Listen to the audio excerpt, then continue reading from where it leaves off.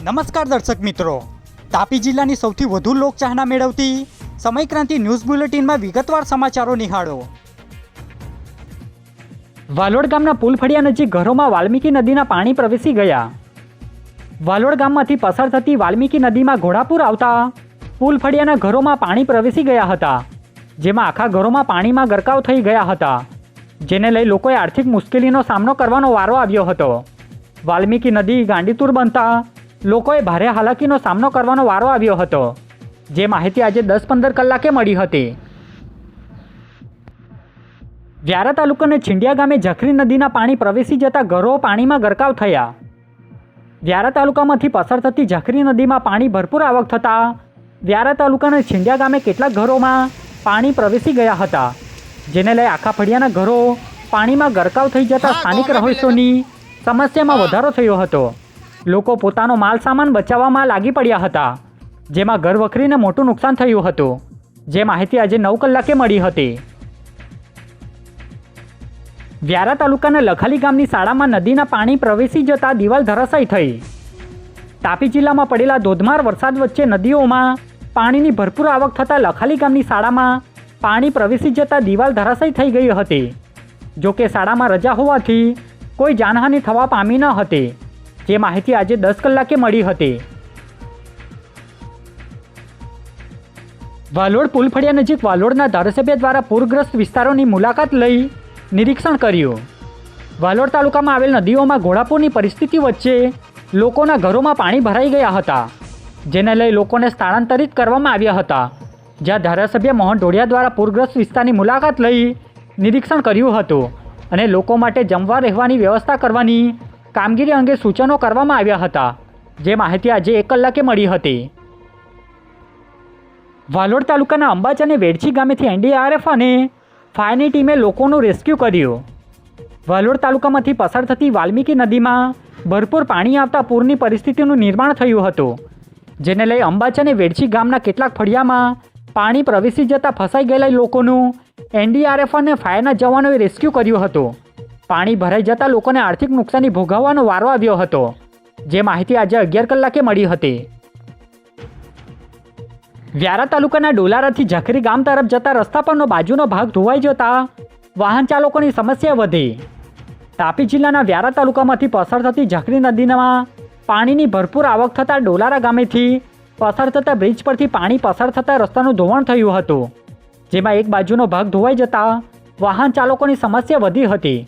જોકે તંત્ર દ્વારા કામગીરી હાથ ધરવામાં આવી હતી, જે માહિતી આજે 2 કલાકે મળી હતી।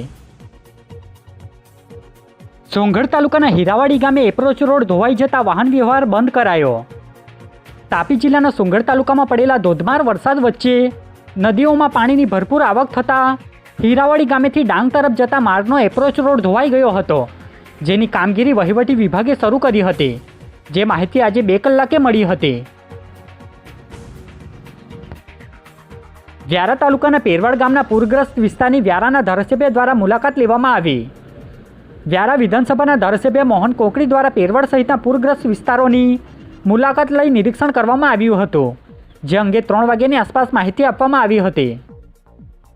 વરસાદ આવ્યો અને લગભગ તમામ નદીઓ એકદમ ગાંડીતુર થઈ અને અમુક ગામોમાં ઘૂસી ગઈ હતી, અને એમાં ખાસ કરીને આજે જે મારી મુલાકાત આ પેરવળ ગામે, આમ તો પેરવળ, છીંડિયા, ઢાટ અને ભોજપુર, આ 4 ગામો બિલકુલ એનાથી અસરગ્રસ્ત થઈ ગયા છે, અને જે મારી પ્રથમ મુલાકાત આ પેરવળ ગામે થઈ છે, અને ખૂબ જ જાનને તો કોઈ નુકસાન થયું નથી, પરંતુ જે ઘર વખરી છે, ઘરો છે, બધા તૂટી ગયા છે, અને જે ખેતી પણ આખી ધોવાઈ ગઈ છે।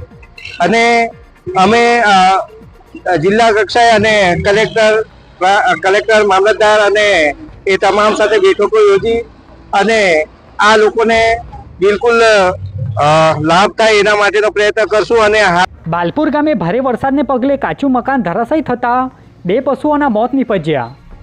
વ્યારા તાલુકાના બાલપુર ગામે અતિ ભારે વરસાદને પગલે વીરસિંહભાઈ ગામિતનું કાચું મકાન ધરાશાયી થઈ જતાં 2 પશુઓના મોત નીપજ્યા છે, તો બીજી તરફ ઘર વખરી સહિતનો સામાન પણ પીલાઈ જતા પરિવારને આર્થિક નુકસાન વેઠવાનો વારો આવ્યો છે। ત્યારે તંત્ર દ્વારા જરૂરી સહાય સહિતની કામગીરી કરવામાં આવે તે જરૂરી બન્યું છે, જે અંગેની માહિતી 34 કલાકે પ્રાપ્ત થઈ હતી. ઉચ્છલ તાલુકામાંથી પસાર થતી નેસુ નદીમાં પાણીની ભરપૂર આવક જોવા મળી. ઉચ્છલ તાલુકામાંથી પસાર થતી નેસુ નદીમાં ભારે વરસાદને પગલે નદી બંને કાંઠે વહેતા નીચાણવાળા વિસ્તારોમાં પાણી ભરાઈ ગયા હતા.